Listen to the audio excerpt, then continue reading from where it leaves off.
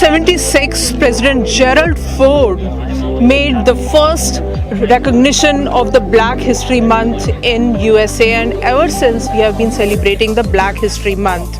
Now today we are in a very historical park in Milpitas where the African American leader Albert Augustine Jr. Had done a lot for the community, especially he had made efforts in the Sunnyhills Neighborhood, which is the first planned racially integrated neighborhood in USA. We have one of the honorees today, Donnie Eiland, and it's a matter of pride for all of us to see that the Black people achievements are now being recognized. We have the African American Society, which has done a lot. Absolutely, but it's time to also recognize and focus on all what they have done. Yeah. So big congratulations on receiving this award from California State Assembly member Alex Lee. Share your feelings and also share a little bit more about your achievement. Well, it's an honor for me, especially coming from this neighborhood and knowing the effort that a lot of men and women put into fighting racism, especially through segregated housing, and winning. You know, we were the first racially planned integrated community in the nation, and the environment that it created was just one that was really magical. And so I'm so honored to be a part of that, to see those men and women that were out there in the community really fighting to create an environment like this. So it's a great honor today, especially in my backyard. Yeah. So what is something that you think is the real issue that still exists for all the African American people, especially here in the Bay Area?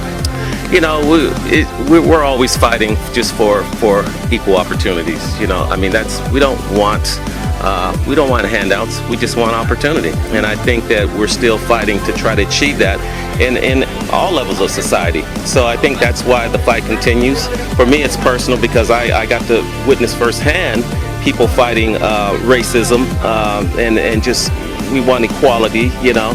And so for me, it's personal, and I feel they've set a great precedent for us here in Sunny Hills for us to carry on. So what's your message to the viewers?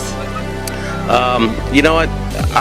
The message that I have for everybody is we need to create an environment of love of acceptance, you know, and I think that's harder said than done. And I think that we've made some strides, you know, but I think people coming together, you know, for a common cause. You know, we've seen the uprising after the George Floyd incident, and we've seen people come together, and that's a beautiful thing. But it shouldn't take incidents like that to happen. I think here in California, what these local politicians are doing is an amazing job. We're getting people in place, and I think that we're kind of on the cutting edge. We have a ways to go. You know, there's still a lot of work to create equality, not just for blacks but for everybody. And so I say let's create that environment of love, and that's by coming together. Thank you so much, and congratulations again on your award. Thank you.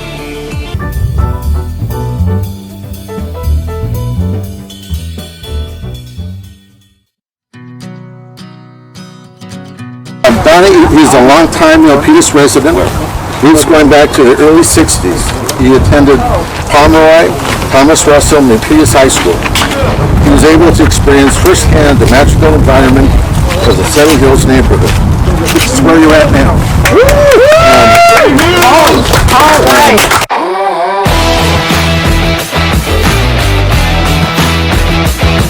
In 2008, the history of Sunnyhills United Methodist Church websites.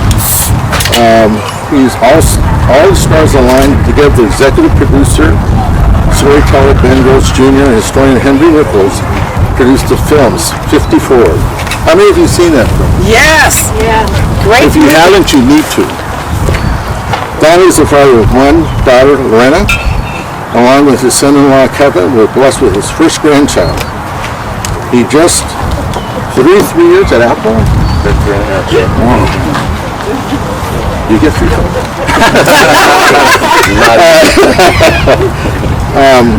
We are blessed to have him in this community still. He could really go any place, but he chooses to stay here. The mayor always talks about this city and how proud he is of being from this city. And yet I listen, so as I look at it, Rich is like Pastor Moore. You always hear him talking about it. I listened to Donnie when I first met him. I didn't know until the end of the conversation, because he is quiet about how proud he is about being from here. His presence tells you he's from here. So I just want to say thank you for staying here. Thank you for representing this city the way you do. And thank you for continuing to stay here.